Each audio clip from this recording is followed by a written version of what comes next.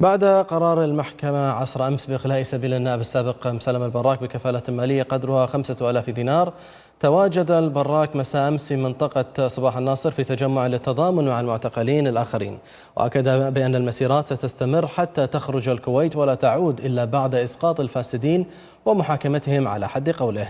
بعد ذلك انطلقت مسيرة في شوارع المنطقة فضتها القوات الخاصة بالقنابل الصوتية والدخانية.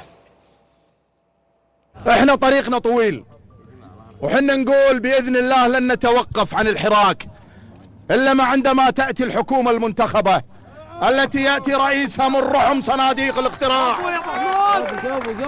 وإذا كان السجن ثمن لهذه القضايا والمواقف فنقولها أيضا بالفم المليان أهلا وسهلا بالسجون. لذلك أنا أقول لكم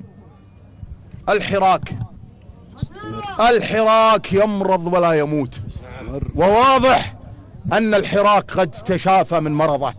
استمروا وإلى الأمام، وقسما بالله استمروا وإلى الأمام.